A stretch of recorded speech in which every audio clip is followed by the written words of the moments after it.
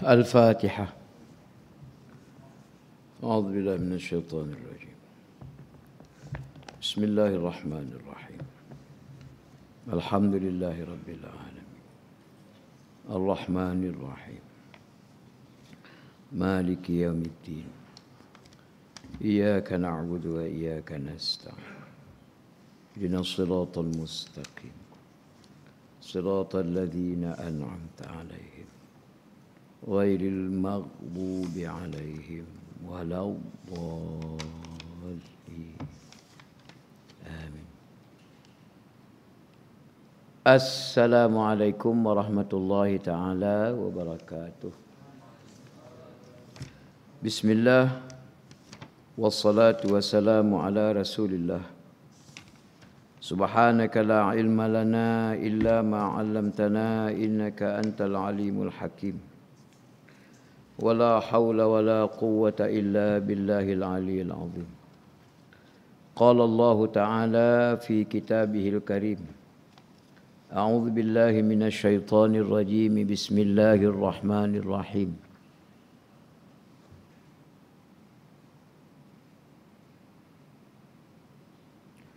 يدبر الأمر من السماء إلى الأرض ثم يعرج إليه في يوم كان مقداره 1000 سنة مما تعدون ذلك عالم الغيب والشهادة العزيز الرحيم. صدق الله العظيم. Allah Ta'ala lah yang telah mentadbir menguruskan segala urusan kehidupan dunia ini daripada langit turun ke bumi dengan diarahkan para rasul, para malaikat dalam tempoh sehari saja, tetapi mengikut kiraan kita manusia 1000 tahun. Begitulah Allah Ta'ala yang maha mengetahui segala yang gaib dan juga mengetahui segala yang terang dan nyata. Bahkan dia jugalah Allah Ta'ala yang gagah perkasa, pengasih dan penyayang. Tuan-tuan imam, pimpinan surau, muslimin, para pelajar, hafizakumullah. Alhamdulillah pertama-tamanya dan memang pun selama-lamanya tetap juga kita akan terus menyatakan rasa syukur kita. Rasa terima kasih kita yang tak terhingga kepada Allah Ta'ala, Tuhan kita semua. Sampai ke petang maghrib ni kita masih lagi di dunia. Dunia yang sempurna, dunia yang sejahtera. Mudah-mudahan segala kesejahteraan dan kesempurnaan itu tak cukup kalau kita sekadar menikmatinya semata-mata. Bahkan yang lebih utama ialah mesti ada suatu rasa keyakinan, tanggungjawab. Hidup ini macam mana sekalipun, kita suka ataupun tidak, nikmat ataupun kecelakaan, kita mesti tanggung. Bahkan kita akan menjawab nanti depan Allah Ta'ala. Alhamdulillah pertemuan kita setiap malam Ahad, malam Minggu yang kedua kuliah Maghrib, kitab Imam Qurtubi rahimahullah, Rahsia Kematian. Ada beberapa perkara kita sebut pasal kematian ini. Tadi dalam mukadimah saya sebut 2 ayat yang dipetik daripada Suratul Sajdah yang memang menjadi alhamdulillah budaya kita. kita sentiasa membawanya pada hari Jumaat subuh. Yang seperti mana Nabi buat, rakaat pertama suratul Sajadah, rakaat kedua suratul Insan. Walaupun berlaku sedikit kekurangan lah, bukan pula satu yang cela, tak. Sah, shortcut, cengelat. Cengelat tu pun tak sedap kat bunyi lah kan.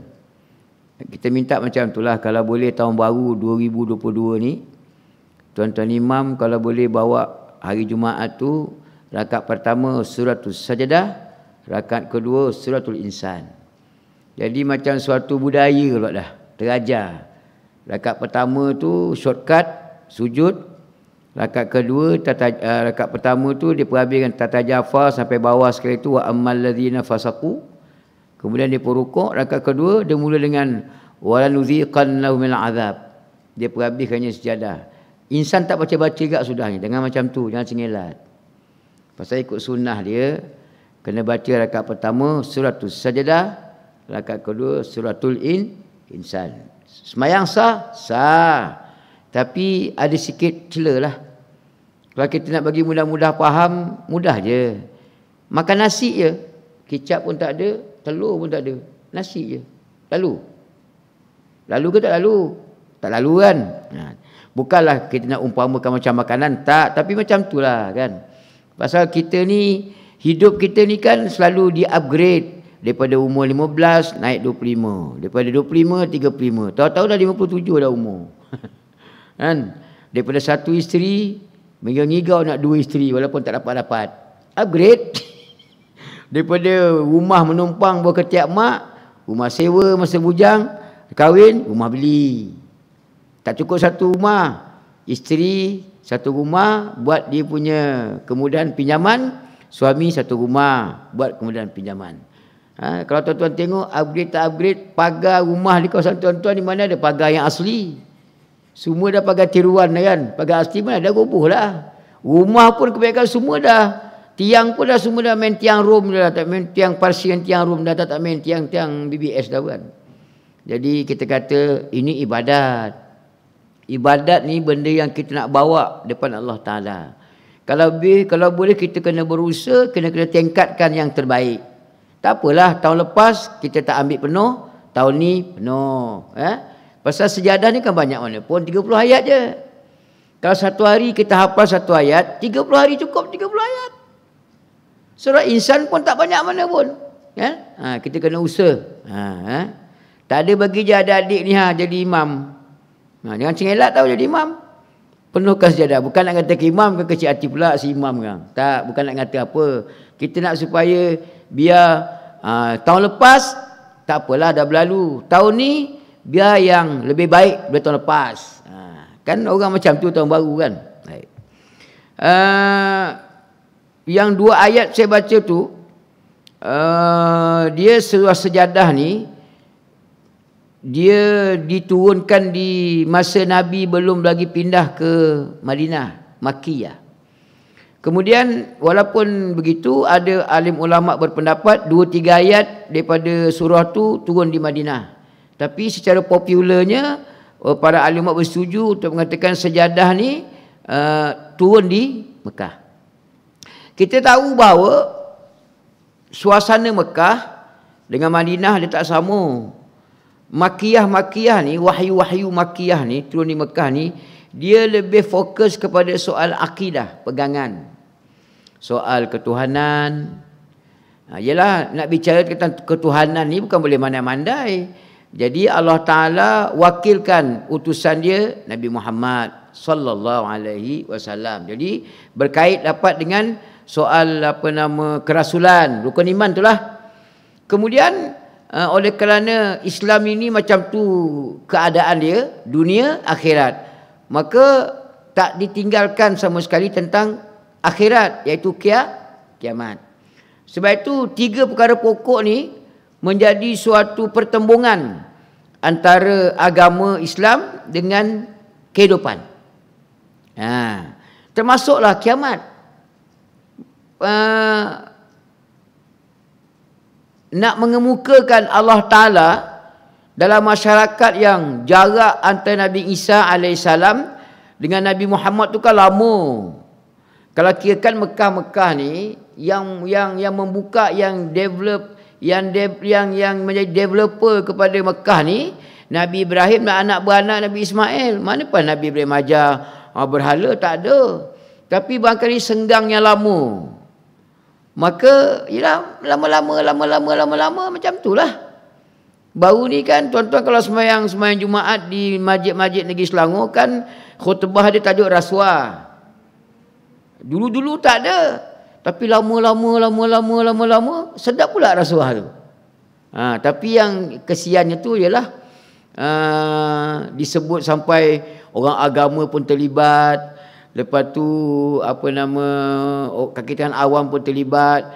Kita kata kita boleh petikai lah, bukan nak petikai apa. Nak kata macam tu biar tuduhan rasuah ni bukannya yang berat-berat. Nak tuduh-tuduh ni kena buat report balai dulu. Lepas tu kena bawa ke mahkamah. Mahkamah dah putuskan barulah. Tak boleh kita main bantai macam tu. Jadi nanti orang awam tengok, oi, wah kakitan awam rasuah. Wah ustaz pun rasuah. Jadi nanti jadi satu apa orang politik panggil sekarang naratif. Memang tu naratif. Jadi bila ramai dengar, wah ustaz pun sama juga rasuah, dia kata. Jangan macam tu kan. Itu yang sebelum tu khutbah sebelum tu tuan-tuan kalau masih ingat tajuk dia tu zakat. Tapi punca jadi cerita zakat tu dia ambil wahyu Allah Ta'ala, allazina immakkannahum fil ard aqamus salah wa atau zakah wa amaru bil ma'ruf wa nahu 'anil munkar. Itu kaitan itu secara kesimpulannya allazina immakkannahum tu itu ayat politik tu. Ayat politik ialah maksud dia apa? Allazina immakkannahum fil ard, orang-orang yang kami kurniakan kedudukan yang teguh berkuasa. Itu ayat politik tu. Pasal kita dengar cerita ada larangan lah berpolitik dalam masjid. Jadi adakah ada benda yang dibolehkan, ada benda yang tak diboleh? Kita faham. Cuma kita kata tak adil lah. Kan ada dah keluar dah nama-nama orang yang konon-konon dia berpolitik, ditarik tauliah kan. Itu sikit lah kan. Ni live ni. Tak lebih-lebih sangat. Ustaz, apa kaitan dengan kiamat? Ada kaitan lah. Kiamat-kiamat ni, dia bukan tiba-tiba kiamat. Tadi saya sebut dah. Yudabbil amra minas sama. Jadi Allah Ta'ala ketika mana mentadbir, menguruskan dunia ni, maka pengurusan tu ada. Dia, kita ulang balik, Allah Ta'ala sakat nakun kayak fayakun boleh. Tapi Allah Ta'ala ni dia hebat. Biar nampak kehebatan dia tu, maka pengurusan dia tu kalau ikut Allah Ta'ala ni sehari je nak nguruskan dunia. Dunia ni sehari je. Tapi kalau ikut kita punya perkiraan, mimma ta'udun alfasana, 1000 tahun. Kacang je Allah Ta'ala ni nak ngurus kita ni, kacang je. Kita nak nguruskan pelajar, Allah lintang pukan kangkang-kangkang. Nak nguruskan pilihan raya satu penggal tu pun Allah menjerit-jerit. Bubar parlimen, mujur banjir. Kalau tak banjir ni dah bubar dah parlimen. Wallahualam lah, itu saya punya teori lah kan. Tak apa kot sebut live pun, itu pun tak boleh. Letih lah, semua tak boleh kan. Memang kalau sebelum berlakunya kiamat ni, kalau kita buka dalam kitab-kitab yang para alim ulama sebut, kan ada tanda-tanda. Memang di antara tanda-tanda nak kiamat ni ialah kejahilan ni sudah mendominasi masyarakat. Kejahilan ni sudah mendominasi masyarakat. Masyarakat ni sudah dikongkong, dah dikawal dengan kejahilan, jahil. Bukan maksud jahil tu tak erti mengira, menulis, membaca, tak. Tapi dia tak tahu kehidupan yang sebenar tu hakikatnya apa. Macam kejahilan jahiliah masyarakat Arab di Mekah tu lah. Bukan mereka tak pandai bisnes import ekspor ke Syam, ke Yaman. bila berniaga ni, mengira tu mesti pandai. Audit, keluar masuk, modal berapa, jual berapa, untung rugi, mesti tahu. Kalau tak tahu tu berniaga macam mana? Jadi, soal mengira, no problem. Yang problemnya ialah, kehidupan yang hakiki sebenarnya tu apa? Apa perlu ada dalam kehidupan ni? Apa yang mengasaskan, yang akan mengagendakan hidup ini? Allah Ta'ala itulah. Itu persoalan yang hakiki dia. Persoalan Tuhan tu. Tuhan tu yang menjadikan, Tuhan tu yang mengurus. Tadi pasal tak imam kita doa kan? Allahumma inna na'udzubika minal baras. Lepas tu wal junun, wal juzam. Lepas tu apa? Wasayil asqam. Wabak-wabak penyakit lah. Sopak. Tapi ada situ Nabi ajar masukkan sekali junun, gila. Sebab itu wabak-wabak ni kadang-kadang boleh menyebab kita gila. Gila ni satu kita kena faham, bukan mesti tendang ting kosong tengah jalan, tak. Kayak contoh gila kan.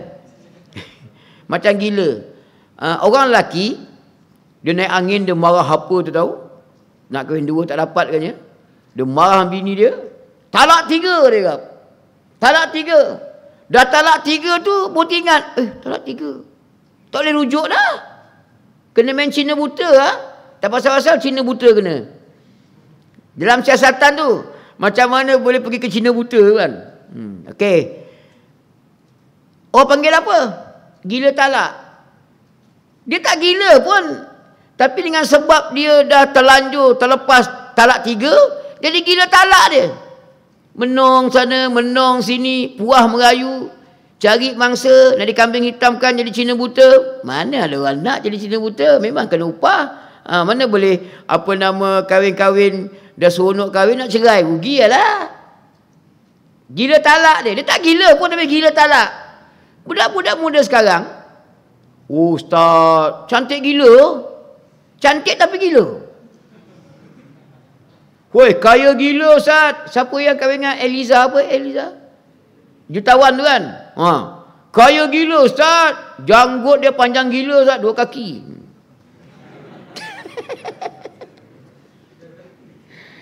Dia gila ke? Dia tak gila. Nampak? Macam kita katalah, musibah-musibah ni, musibah Covid. Lepas tu sudah jatuh di timpa tangga, dah lah kena Covid. Lepas tu musibah banjir, kan? Jadi kan banyak orang gila dalam medsos. Menjerit-jerit, kan? Marah sana, marah sini. Tu kena minta doa tu, jauh daripada gila. Takut macam tu lah jadi gila sekejap. Jadi tak tentu hala, sasau, tak masal-masal. Nak marah siapa tak tahu. Kalau dia tahu kejadian tu, Allah Ta'ala yang tadbir macam tu, dia takkan sesat barat macam tu. Kena minta tu. Kan banyak orang gila. Orang politik pun gila, orang awam pun. Apa orang politik lagi lah gila. Kejap-kejap bila Covid je, kerajaan gagal. Banjir je, kerajaan gagal. Tutup kedai, tak ada ekonomi lancar, kerajaan gagal. Gila. Sibuk. Bila lagi nak bubar parlimen. Tukar. La ilaha illallah. Gila semacam. Orang awam pun gila. Tengok gila tak gila ahli politik ni. Bukan semualah kan. Kan ada peribahasa. Kalau takut di lambung ombak, jangan berumah di tepi pantai. Kalau takut balak naik atas atap, jangan berumah di negeri Pahang. Tak gila nama dia. Agak-agak lah nak pantun pun. Mana ada orang nak letih lah kadang. Gila-gila. Kena banyak doa. Woi, jangan banyak orang gila. Tapi itulah Allah Ta'ala nak tunjuk kan. Siapa nama tu, arti tu? Abius. Allah. Pasal ada iman sikit dalam batang tubuh dia. Dia kata apa? Buat macam mana dia kata. Kita ni kan pinjaman. Kita ni sendiri bukan ada apa-apa pun. Allah Ta'ala bagi. Dia berasa nak ambil bagi, dia bagi. Nak tarik, dia tarik. Itu tarik-tarik Abi tu. Walaupun kulit dia hitam berdengot, tapi ada iman bersinar di dada dia. Dia keluar cakap macam tu tau. Jangan main-main. Kan netizen hentam semacam ke dia. Pandai dia. Yelah dia cakap, orang lain semua lumpur masuk rumah. Bolehlah dia tembak waterjet lumpur tu kan. Dia rumah masuk lumpur. Rumah dia masuk lumpur. Nak tembak siapa?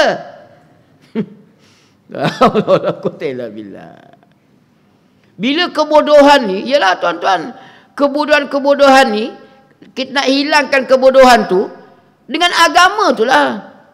Kalau kita tak berminat dengan agama, tak nak mengaji, tak nak belajar, tak nak mengenal lah. Kalau kita tak kenal ke agama, al-ilmu bitta'allum, pengetahuan ilmu ni mesti dengan belajar. Dia takkan datang melayang macam bola layang, tak. Dia takkan datang menggolek, tak. Kena ngaji, kena belajar, kena cari.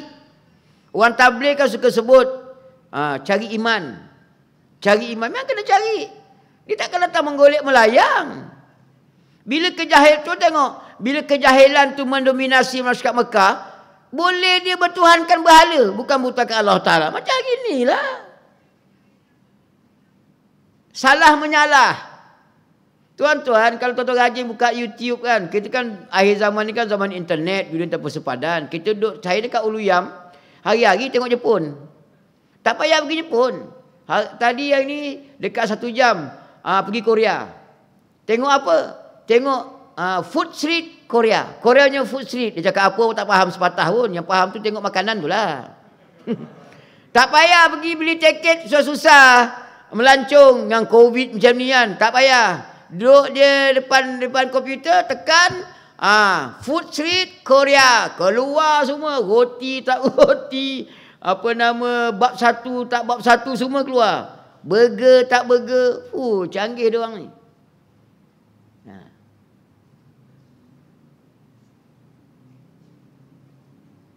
Di laman sosial memanglah kita kata, macam kita kata ginilah. Baru-baru ni kan dia sudah seminggu dah basi lah kot. Tapi tak apa, basi-basi kita boleh panaskan balik kan. Kan orang bising. Apa ni Ustaz yang menyambut tahun baru? Kan ni Yahudi, Freemason, Kristian. Kenapa kita mesti ikut Freemason, Kristian, Yahudi? Tak payah ikut dia. Kita pagi-pagi asbahna wa asbahal mulku lillah. Kita sambut pagi tu kan.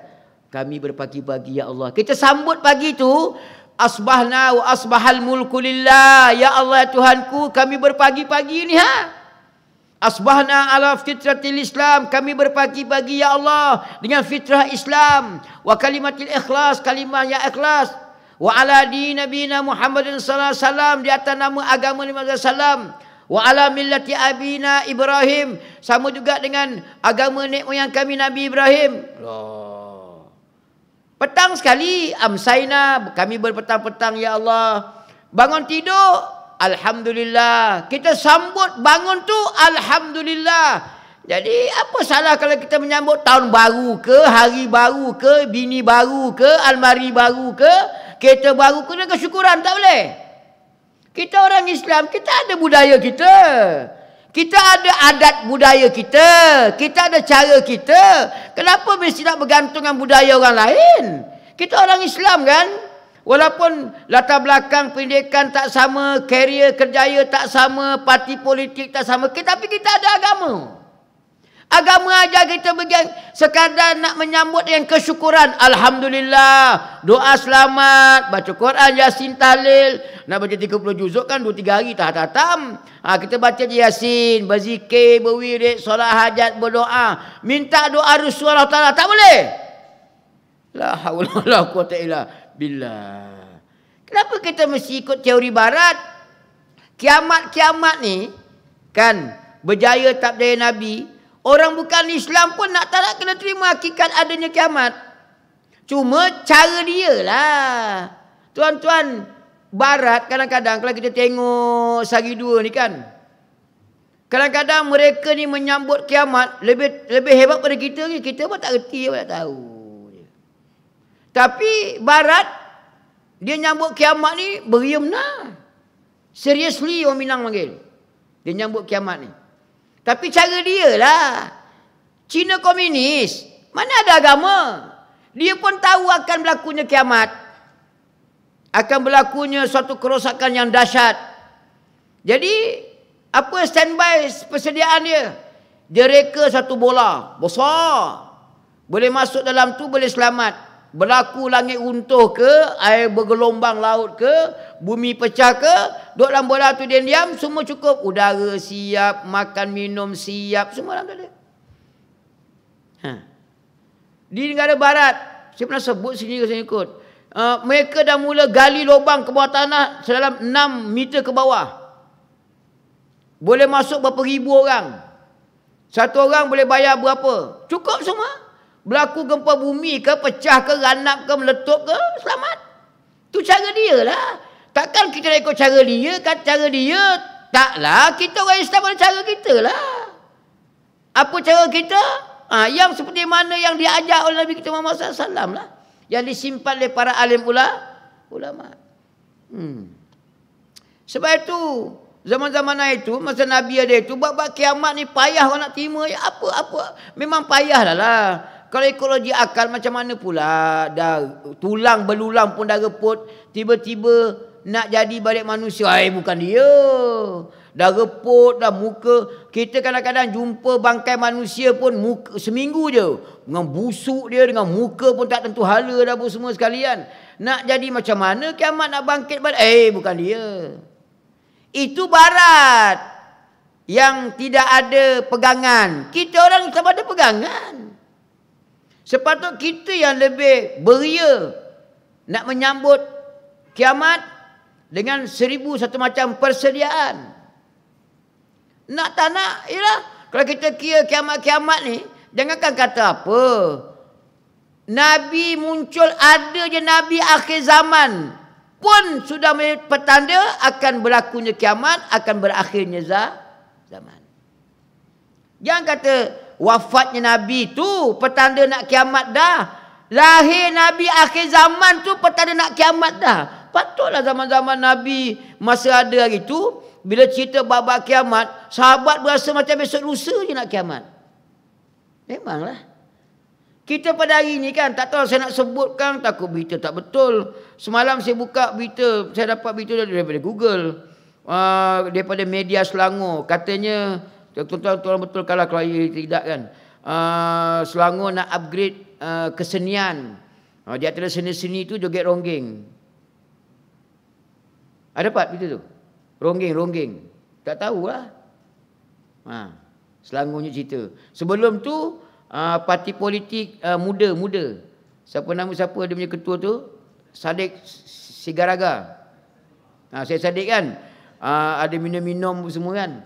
Jadi yang kita heran tu, kalau bukan Islam minum, tu lantak dia lah kan. Kita bimbang takut ada yang Islam. Benda arak ni bukan dosa kecil. Dosa besar. Besar. Di antara yang Nabi sebut, di antara perkara-perkara yang menyebabkan ganapnya, rosaknya. 7 perkara yang membinasakan, termasuk arak. Jadi itu masalah bila kejahilan tu memuncak, dah tak peduli dah soal halal haram. Dah tak macam kita katakan, kita ni kalau tengok anak-anak kita main api, kan kita marah. Tak boleh main api, jangan main api, terbakar jari. Jangan main mercunkan kodong jari tangan. Ada pernah kita marah anak-anak kita kalau yang perempuan buka aurat. Ada kita kata, jangan buka aurat, nanti dibakar api neraka ada. Ada ke tak ada? Mana ada? Selamba je. Mak ayah dia bukan main serban, jubah, tudung labu. Anak perempuan, hampir kan. Tak ada pula kita kisah kena bakar api neraka. Kalau main mercun, paling kuat pun potong jari. Lepas tu pasanglah jari palsu, payah punya. Kalau balut-balut luka pun lama-lama dia sembuh lah. Tapi kalau api neraka, ada pula kita kisah. Anak-anak kita tak bangun subuh. Ada kita kisah, kau jangan tak bangun subuh, nanti kau kena bakar api neraka. Ada macam tu? Mana ada? Kau jangan naik motor laju-laju, aksiden. Tapi pernah kita marah. Dia tak solat, dia tak reti baca Quran, dia tak reti agama. Tak kisah kita. Pasal kita tak ambil berat tentang hari kiamat. Bila berlakunya kiamat, kemusnahan alam. Kehidupan dunia tak ada dah. belum kiamat, kalau kita mati masuk kubur, tak ada dah kuliah-kuliah ni. Kalau dia Tok Imam, bila mati, cari imam lain. Tengah-tengah tuan-tuan, Tok Imam yang tak mati lagi pun tak balik Saudi. Berapa lama nak nunggu? Kena cari imam lain. Tambah kalau imam tu mati, tak kiamat lagi, cuma mati je. Boleh buat apa? Tok Imam tak ada dah. Orang panggil Allah yarham. Innalillah. Jadi sepatut kita orang Islam, tapi buat macam mana? Kampung saya bukan nak ngumpat lah, nak mengata je lah kan. Kugiran-kugiran ni, muzik-muzik ni, macam nak ada timbul balik lah. Kita ni, Allah Ta'ala ingatkan dengan Covid. Allah Ta'ala ingatkan dengan banjir. Uluyam ni tuan-tuan, tu pusat judi tu. Judi tu di antara perkara-perkara yang merosakkan tu. Ada jaminan ke tak berlakunya bala kat Uluyam tu? Jaminan. Itu kalau runtuh tu Bukit Gentai Island tu, Uluyam mula-mula sekali kena kambus. Rumah saya tepi sungai, lagi dah sedap ngambus. Dia bala-bala ni bila turun, Pak Lebai pun kena. Tadi saya sempat tengok di mana, di Jawa Barat ke di Indonesia, berlaku kebakaran. Satu kedai tak kena, lain semangus. Kita cerita-cerita macam tu, kita sukalah. Macam Ustazah Asma, dia buat cerita, dia pergi ke satu rumah ke surau. Dalam banyak-banyak benda yang basah, Quran sebiji tak basah. Cerita macam tu kita seronok lah.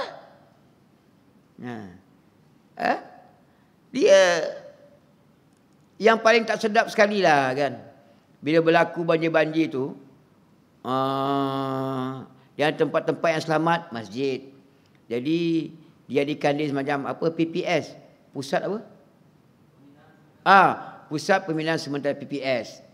Jadi, buat kat masjid. Orang bising. Memekik-mekik. Weh, kalau tidak bukan main masjid, SOP lah, tutup muka lah, bertopeng lah, jarak-jarak lah. Boleh pula masuk, tak ada topeng pun. Tak kerti bahasa lah. Tak kerti bahasa. Kan ni waktu musibah. Yang disebab itu ujian-ujian ni tuan-tuan. Jangan kita ingat musibah ni ujian. Orang yang mendapat kecelakaan itu ujian. Orang yang tak mendapat kecelakaan, kenikmatan pun ujian.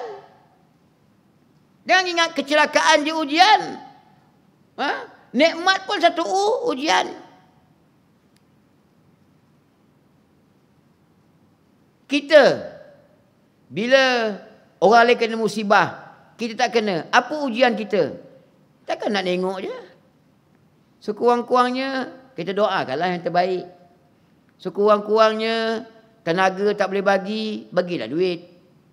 Itulah tuan-tuan, rumah tangga, tinggal tangga je, rumah hanyut. Tak kenaya.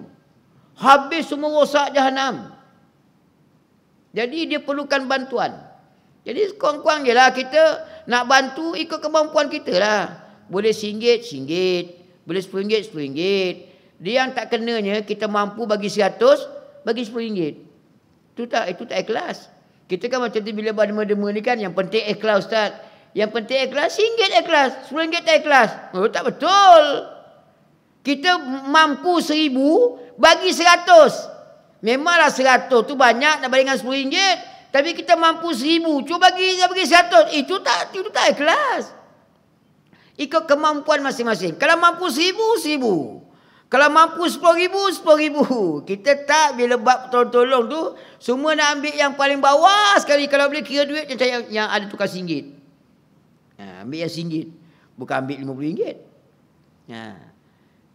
Dan kita kena ingat, ketika mana kecelakaan, ialah yang kita kesian tu, dahlah kena ditimpa kecelakaan, kita bawa ke masjid.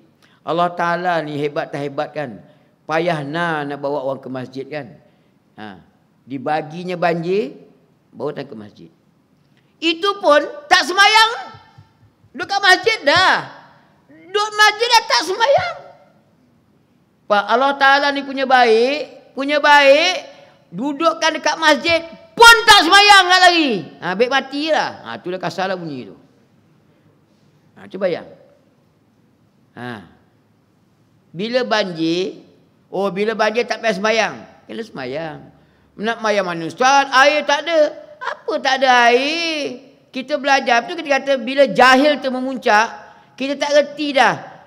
Kita belajar, bila kita belajar ambil wuduk ni kan sekurang-kurangnya 2 qollah kan, 2 qollah, qollatain, 2 qollah kan. Banjir tu bukan 2 qollah, 1 parlimen air tu. 1 parlimen, 1 don, bukan 2 qollah lagi dah. Shah Alam tu 1 Shah Alam air. Boleh je, cuma dia keruh je. Keruh tu biasalah. Jangan kata nak ambil wuduk, mandi wajib pun lepas. Kau sempat mandi wajib lah. Sempat, boleh mandi wajib. Cuma Ustaz kau nampak dia benda tu hanyut, tepi-tepi lah. Hanyut kan tepi, ambil wuduk lah. 2 qollah tu. Berarti pasal jahil. Pasal jahil, padahal banjir ke, terbakar, kena sembahyang. Cumanya macam tu lah.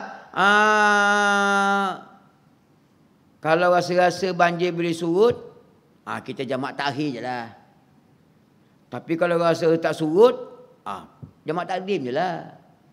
Tapi kita duk tahu jamak-jamak takhir takdim ni, kosan ni, musafir je. Kan, musafir. Benda-benda macam tu boleh pakai, tak ada masalah apa. Kejahilan. Benda kita katakan, kesiannya kita ni. Kalau kita betul pentingnya alim. Allah Ta'ala kata apa? Allazina idza asabatuhum musibah. Orang-orang yang apabila timpa musibah. Allah Ta'ala ajar. Inna lillah wa inna ilaihi raji'un. Jadi orang yang alim, orang yang tahu, beriman dia, yakin dia, percaya dia, mantap dia, maka di antara pendirian dan sikap dia, bila timpa musibah, apa sikap dia? Apa pemikiran yang ada? Apa pegangan dia? Innalillah, kita ni kan daripada Allah Ta'ala. Nak marah buat apa? Sungguhnya kita ni lillah, Allah Ta'ala punya. Dia yang buat kita, suka hati dia lah nak buat macam mana. Tapi kalau kita jahil, kita tak tahu benda tu, jadi macam tu lah. Menjerit-jerit, marah sana, marah sini, marah ke kerajaan. Kalau marah kerajaan pun nak buat apa? Benda berlalu dah. Saya tengok satu video yang Jepun-Jepunnya. Tsunami, lepas tu mari apa nama tu? Gelongsor. Gunung bukit tu dia luruh. Dia macam hari dah rupa dia. Padahal gunung tu mantap tak mantap, banglo atas tu. Bangunan tinggi atas tu. Chalet semua atas tu. Tapi bila mari nama dia gelongsor tu, tsunami tu, habis luruh. Jangan katakan penduduk tu, bomba pun tak boleh buat apa. Dengan bomba cabut lagi. JKM memang dia dah lah. Jabatan Kemasyarakat. Jabatan Kemasyarakat, dia kaki tangan dia pun kena banjir. Nak tolong macam mana? Nak buat macam mana? Sebab itu masyarakat ni di antara permasalahan kita kena berikan satu kesedaran. Macam baru ni saya seronok tengok video tu. Seorang bapa tu dia rakam. Dia ambil gambar anak perempuan dia. Kan minggu lepas kan dah keluar keputusan peksa UPKK ke apa nama dia. Kan 7A, 6A, tak ada A. Jadi dia ambil gambar anak perempuan dia. Panggil, kakak buat apa? Nyapu-nyapu ni bersih rumah. Ambil gambar pula. Kakak buat apa? Basuh pinggan. Kakak buat apa? Nak ganti lampin adik. Lepas tu bapak dia buat kesimpulan. Ialah anak-anak kita ni bukan sama dia punya kebolehan dia kan. Kita nak anak kita 7A. Tapi kalau cek bapak dia tu dulu apa A dapat? Bapak dia tu kan, kalau cek dulu zaman-zaman kalau bapak sebagai saya itu, dia ada nama dia penilaian J5. Tanya bapak, berapa A kau dapat? Dengan anak bukan main nak 7A, 7A kau berapa dapat? Bini kau berapa dapat? Beria dia tekan anak dia 7A. Anak-anak ni bukan sama kebolehan dia masing-masing kan. Itu tak penting. Berapa ramai kawan-kawan kita, orang yang cerdik pandai, PhD, pakar-pakar berkongsi, share pengalaman. Ada satu video yang Indon tu, dia ni pakar. Anak-anak dia pun pakar, pandai-pandai. Jadi satu hari tu bini dia sakit. Dia telefon ke anak-anak dia. Mak sakit, marilah tengok. Semua tak balik, sibuk. Tuan-tuan seronok macam tu. Anak cerdik pandai, nak tengok mak sakit, bukan nak tolong apa, tengok mak sakit je, tak boleh balik dah. Anak pandai cerdik, ada faedah pandai macam tu. Ada faedah. Patut bila anak tu pandai cerdik, dengar kata mak sakit, ambil cuti, turun naik kapal terbang, balik. Kalau boleh sewa jet peribadi. Kalau tak ada landasan nak ni, helikopter. Dah duit banyak, kaya, sewa helikopter lah. Tak ada, sewa je motor BMW yang 1000cc tu, cepat sampai. Tak ada. Tak nak balik. Nampak? Puas hati. Dapat anak yang cerdik, sijil 7A 8A tu. Nak tengok mak sakit pun tak nak. Berasa rugi pula tengok mak sakit. Apa faedah 7A 8A? Orang tua-tua ni tuan-tuan, budaya agama bila meresap dalam badan, apa dia kata? Kita ni ustaz, tak apalah. Mana-mana yang pandai kita boleh tumpang, kan? Mana-mana yang bodoh boleh diajar. Apa erti pandai tak boleh tumpang? Duit banyak, kuasa ada, tak terulur bantuan. Nak membantu tak ada. Macam kita tengok kesian kadang-kadang anak-anak yang kutip derma dekat di bank-bank, di sesi minyak. Dia soal bantuan-bantuan ni kalau kita tahulah, alimlah, kita mengaji, kita belajar kan apa Allah Taala ajar ke Nabi. Yas'alunaka madza yunfiqun qul ma anfaqtum min khairin falil walidain wal aqrabin. Nanti wahai Muhammad, kalau kamu nanti dipersoalkan oleh masyarakat tentang nafkah perbelanjaan ni, kena bagi tahu perbelanjaan yang baik-baik. Orang yang pertama sekali kamu kena berbelanja falil walidain, kepada mak ayah. Bila mak ayah dapat zakat, malu patut anak-anak tu tahu. Malu muka lah anak-anak ramai. Mak bapak miskin papa kedana, malu.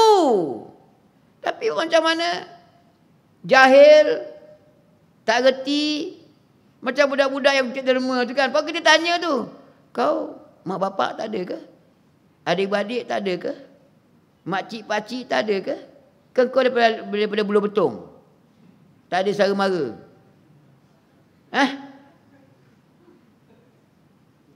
Tu mak bapak yang duduk di rumah orang tua-tua tu, tak ada anak-anak ke? Tak berasa malu ke letakkan orang tua kita tu, mak mertua kita ke, mak mertua, pak mertua tu, itu bahasa Melayu. Tapi sebenarnya mak mertua tu mak kita lah. Pak mertua bapak kita lah. Pernah kita balik tanya, tahu-tahu mak telefon jatuh bilik air. Itulah mak, tahulah bilik air licin, patut sapulah. Bukan je nak balik repair tandas mak tu, tak ada. Patut tahu dah mak dah tua, angkat bontot pun tak larat. Buatlah tanda jangkung, tanda duduk. Orang tua-tua dah, bontot dah 1 tan berat dia kan. Buat repair lah tanda rumah tu, tanda duduk. Lepas tu repair lah bilik air tu, pasang pemegang besi sana, pemegang besi sini. Ataupun upah orang gaji seorang, tolong jaga mak ayah. Dimarahnya mak dia, itulah mak tak berhati-hati, mak juga yang kena. La ilaha illallah Muhammadur Rasulullah sallallahu alaihi wasallam. Punyalah hanat punya anak kan. Tapi ialah tuan-tuan, memang akhir zaman kan. Tuan-tuan perasan tak saya nak ungkit balik ni? Tuan-tuan perasan tak? Kalau kita baca kitab hadis 40, hadis 40 Imam Nawawi, hadis pertama tu cerita pasal innamal a'malu binniyat. Hadis yang kedua tu kan pasal kiamat kan. Malaikat dia menyerupa macam manusia, handsome, lawa, wangi. Tanya ke Nabi belaga lutut, apa iman, apa Islam, apa ihsan. Kan Nabi dia tanya lagi, bila kiamat? Nabi kata yang bertanya lebih tahulah yang kena tanya. Okey, tak tahu bila kiamat, apa tanda-tanda? Kan di antara tanda Nabi cakap, nanti ibu melahirkan tuan. Jadi ulama-ulama pun berbincang lah. Di antara pendapat ulama yang pertama sekali dia kata, zaman hari tu kan ada namanya hamba. Jadi hamba perempuan ni, siapa tuan? Jadi hamba perempuan ni macam bini. Bini dalam pantang, 60 hari pantang. Jadi mana tahan 60 hari kan? Boleh guna, boleh pakai. Muda pula, mengandung kawan tu. Jadi walaupun hamba abdi, kita boleh pakai. Kalau dia mengandung lahir zuriat, anak tu tak hamba dah. Anak tu akan meleka, bebas. Jadi maknanya ibu melahirkan tuan. Itu satu makna. Ada makna lain yang paling kritikal, bila ibu dapat anak, anak ada haka. Itu dia antara maknanya. Sekarang mana ada hamba, tak ada hamba dah. Yang banyak apa? Anak derhaka. Dikuli bataknya anak mak tu. Dia laki bini kerja kan. Jadi mana ada cuti. Mak tolonglah jaga anak, jaga cucu. Dah lah free of charge. Mak tu dah pencen, dah tak larat, umur 60, nak angkat bahu pun tak larat, disuruh jaga cucu. Inilah time mak ayah dia tu nak ke surau, ke masjid, nak qada balik yang lama-lama tu, nak belajar balik mengaji. Tiba-tiba kena jaga cucu buat dah. La ilaha illallah Muhammadur Rasulullah. Kau pandai buat anak, pandailah jaga anak. Tuan-tuan jangan jadi macam tu. Jangan. Mak-mak ni lah, kita minta tolong. Mak ni mana pernah menghampakan kita. Daripada dulu mak macam tu. Kita minta apa je dia bagi semua. Mak bapak ni, dia tak makan tak apa. Tapi dengan anak-anak tak makan. Kita jadi mak bapak dah macam ni, kita kuli batakkan lagi mak-mak. Tapi macam mana, itu memang tanda akhir zaman. Tanda akhir zaman apa dia? Ibu melahirkan tuan. Itulah. Mak kita macam majikan. Mak tu macam kuli batak kita. Paling teruk bila ada anak yang derhaka. Tadi saya sempat nikahkan satu orang. Mak dukung anak. Saya kata, lah, kenapalah kau biarkan mak kau dukung anak? Kau lah dukung anak. Mak dukung anak. Anak nayalah. Jangan macam tu. Jangan. Tapi lah tuan-tuan, itu dia ada tanda akhir zaman. Dan memang tanda-tanda akhir zaman ni, dia ada kait-mengait tau. Dia kait. Saya nak share. Satu ustazah tu dia share dalam sosial. Satu cikgu tu, dia jaga budak tingkatan 5. Hal ehwal murid, jaga budak tingkatan 5. Ada lebih kurang 3 per 4, ada 5 pelajar. Semuanya orang Islam. Jadi dia kata dia nak buat kerja, dia pesan anak murid dia, nanti kita nak cek seorang baca Fatihah. Dia bagi can lah, ngapal semualah. Lepas tu dia pun cek. Seramai 34-35 orang tu yang boleh baca Fatihah dengan sempurna 4 orang je. Tingkatan 5. Bukan darjah 5. Bukan tadika umur 5 tahun. Tingkatan 5. Fatihah. Bismillahirrahmanirrahim. Alhamdulillahirrabbilalamin. Walau lupa dah cikgu apa. Lepas tu tadi ingat dah. Apa makna dia? Kalau budak kata 5, dia tak boleh baca Fatihah dengan sempurna. Makna dia apa? Tak semayang Tak semayang. Memang dah tersebar luas maklumat tu. Kan selalu saya ulang, kadar pernikahan, perkahwinan Selangor dengan Kuala Lumpur ni, wilayah ni tinggi. Alhamdulillah. Tapi kadar perceraian pun tinggi. Bila disiasat, kita buat kaunseling, apa punca dia? Tanya itu je. Semayang 5 waktu penuh tak? Jumaat semayang tak? Itu je. Kalau tengok karier kerjaya, suami tengok berkarier berkerjaya, ada kereta mewah, tengok isteri pun macam tu. Ada anak comel, pakaian boleh tahan. Nak minta cerai. Siasat, rupanya suami tak jaga solat, isteri tak jaga solat. Itu je punca. Yalah, betul lah Nabi cakap tuan-tuan. Kalau kita berilmu, kalau kita berjaya memberikan pengetahuan kepada masyarakat, apa pengetahuan? Nabi kata apa? Man aqama solah. faqad aqamaddin. Wa man taraka solat faqad hadamaddin au kama qala. Itu hadis tu biasa disebut tu. Lama-lama tuan-tuan pun boleh hafal. Siapa-siapa yang berjaya menegakkan solat, dia jaga solat dia, dia akan jaga, dia berjaya jaga agama dia. Tapi siapa-siapa yang tak jaga solat, dia tak berjaya jaga solat dia, dia akan robohkan agama dia. Dengan kata nak robohkan rumah tangga yang satu tu, agama tu roboh dengan tak solat. Apa nak harap? Nak terbinanya rumah tangga yang bahagia, kalau tak solat, subuh tak bangun. Subuh tu memang tak bangun lah. Tidur, nak bangun memang payah lah. Zuhur, lepas makan nasi ayam, lepas makan nasi biryani gam, nasi Arab. Zuhur, tengah segar-segar bugar tengah hari. Mana tidur tengah hari? Segar bugar macam tu, Milo tarik gerak besar, Milo ais, pun tak solat zuhur. Subuh memang tak semayang lah. Tidur, nak bangun. Mana ada orang nak bangun, tidur. Mana ada orang nak. Tapi bangun, tidur, orang nak. Memang nampak simple. Macam minggu lepas, khutbah saya sebut tadi kan. Alladzina immakkannahum fil ard aqamus salah. Di antara kewajipan yang paling berat orang yang berkuasa ni, kuasa politik ni, kerajaan ni, dia kena tegakkan solat. Bukan sekadar dia dirikan keluar belanja bajet 22 juta masjid. Bukan sekadar tu, yang utamanya solat tu. Bila solat baru ada masjid. Tapi kalau dulu kan masjid, orang tak solat, jadi kosong macam tu je lah. Macam tuan-tuan ni kan, ni tuan-tuan marah ni kan. Tapi sebut pergilah kan, nak marah pun kita balik kan habis lah. Ni tuan-tuannya surau ni ni berapa nilai dia ni?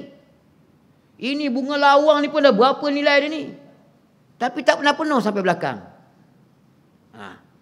Yang bersati Padahal jarak-jarak, bukan apa-apa, jarak-jarak pun tak penuh sampai belakang.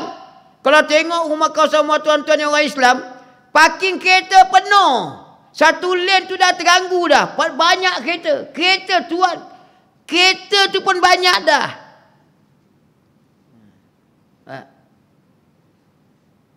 Bukan saya nak kata tak boleh bina suara lawa, tak ada masalah apa.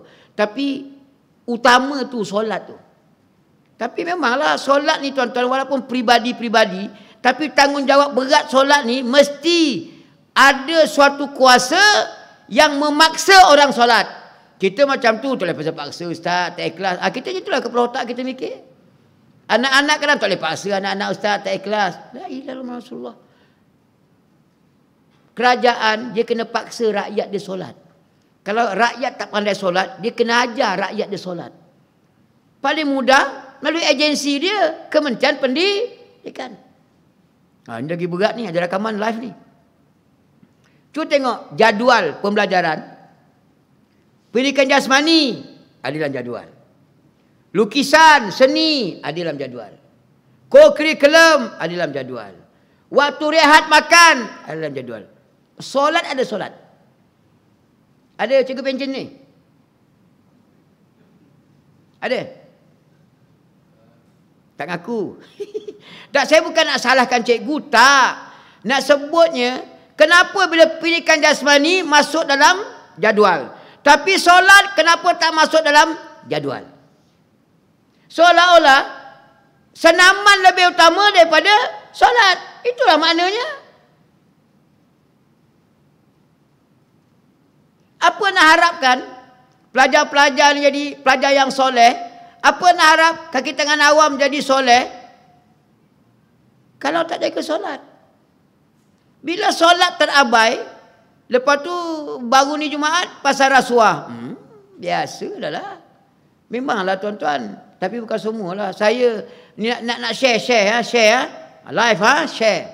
Saya tu jadi penyela masjid PPMD.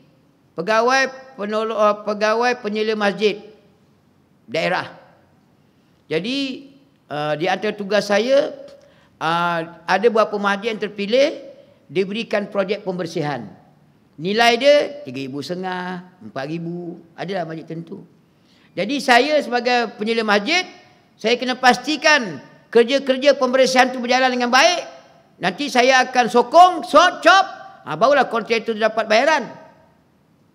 Tiba-tiba datang satu kontraktor, dia ngadu dengan saya, dia dapat bayaran 2 bulan. Dia pun kata, Ustaz, kita cadang nak sedekah kat Ustaz lah. Tiba-tiba je. Saya pun tanya ke, apa cerita? Itulah Ustaz, dah sekian-sekian bulan tak dapat bayaran, gian. Masjid mana ni? Masjid sekian-sekian. Saya pun cek dalam fail. Oh, awak. Yelah. Mana dia gambar? Dia nak sokong dia kena gambar.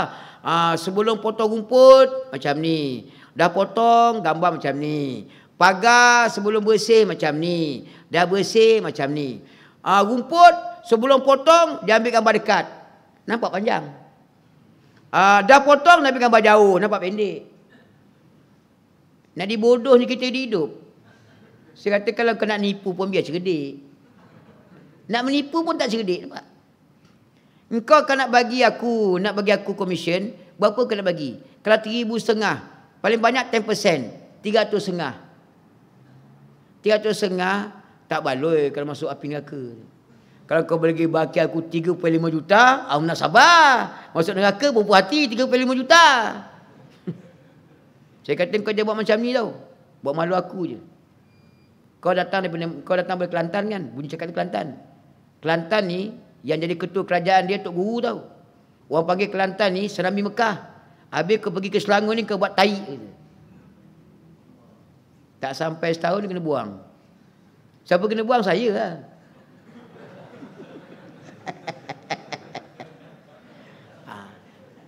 La haula quwata illa billah.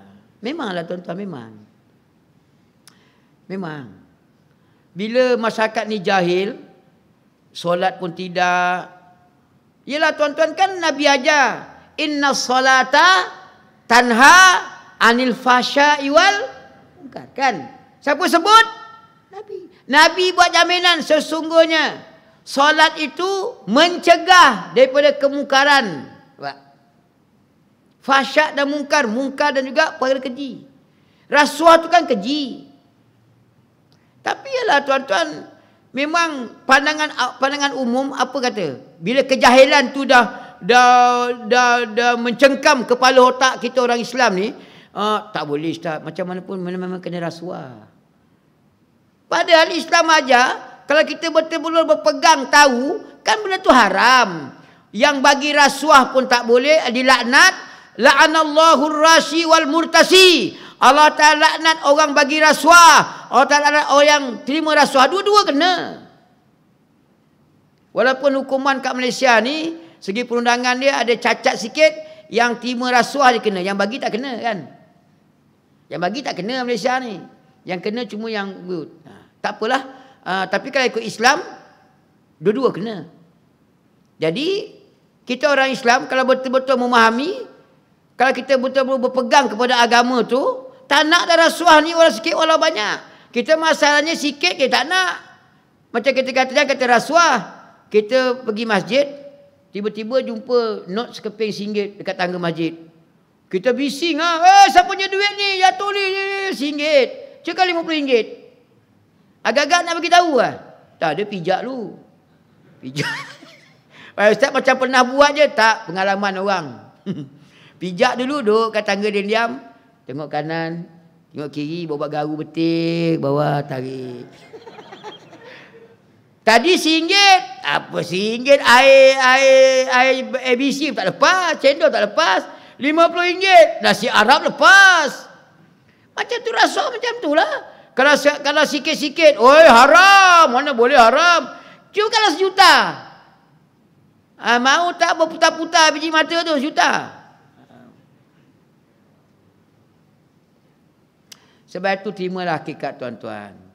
Kita ni dekat dah kiamat. Bukan maksud saya kata dekat kiamat tu besok lusa. Tapi dekat dah. Dekat dah kiamat ni. Cuma persoalan kita ni, macam mana kita menghadap kiamat ni. Kalaupun kita tidak pada masa, pasal kiamat ni betul-betul roboh besok. Lah betul-betul nak kiamat besok lusa ni, betul-betul nak pecah dah ni. Orang yang beriman semuanya mati. Yang tinggal semua yang tak beriman. Nanti akan mari suatu udara, angin sepoi-sepoi basah. Jadi orang beriman semuanya mati. Kalau cita-cita nak kiamat benar dan besok lusa tu, kalau Mekah Madinah ni orang pun tak ada dah. Yang tinggal binatang buas je. Orang tak ada dah. Habis dah semua orang. Tinggal binatang buas je. Ya habis tak menajik. Saya fikir dah bab tu nak kiamat, dan tak pergi lah. Nak berak kenapa kan. Memang macam tu dah. Sebab tu, oleh kerana, yalah, saya sebut selalu kiamat-kiamat ni, walaupun dunia tak hancur lagi, tapi kena ingat, ajal kita tu kiamat. Ajal kita ni kiamat. Ajal ni, kita tak tahu bila. Jangan ingat, wah sihat Ustaz, insulin, telan pil. Jangan. Naik basikal, jangan. Berapa ramai naik basikal jatuh, masalah jantung. Berapa ramai naik motor, sihat, muda. Motor tu punya berat, tapi dia pandai bawa. Tiba kat selekor kambing tu, langgarnya tembok, patah 2 tengkuk, mati. Jangan. Itu kan saya sebut kan. Kena kira kan sportman ni, orang naik basikal apa semua sekali, mestilah sihat kan. Baru ni viral. Doktor pun heran. Macam mana awak ada masalah buah pinggang? Padahal awak ni naik basikal 100 km, 200 km. Tak sihat juga. Buah pinggang masalah. Bila buat penelitian tengok, rupanya dia mengamalkan tu. Setiap kali dia berbasikal, mesti dia minum tu apa tu? 100 plus. 100 plus tu. 1 kilometer, 100 plus botol 2. Sebab tu kita kena ingat, walaupun kiamat lambat lagi lah apalah, tapi kita kena ingat kematian kita tu kiamat kecil tu. Bila kita mati, tak ada apa dah. Nak beramal tak boleh, baca Quran tak boleh, nak buat pahala tak boleh, nak taubat tak dapat, mati dah. Jadi sementara kita berumur ni, walaupun kaki jalan mengheret, walaupun telinga dah mula pekak, walaupun mata dah mula rabun, tapi masih hidup, ambillah peluang ni untuk kita mencari banyak pahala, mencari rahmat berkat daripada Allah Ta'ala, memohon restu, minta Allah Ta'ala ampunkan dosa-dosa kita. Wallahu a'lam. Sekadar itulah. Yang baik pada Allah Ta'ala, tak baik pada saya, mohon ampunan maaf. Aqul qouli hadza wa astaghfirullahalazim li wa lakum wa lisairil muslimina wal muslimat wal mu'minina wal mu'minat fastaghfiruh innahu wal ghafurur rahim. Subhanakallah bihamdik asyhadu an la ilaha illa anta astaghfiruka wa atubu ilaik. Bismillahirrahmanirrahim. Wal 'ashr innal insana lafi khusr illa alladhina amanu wa 'amilus solihat wa tawasaw bil haqq wa tawasaw bis sabr. Wassalamu alaikum warahmatullahi taala wabarakatuh.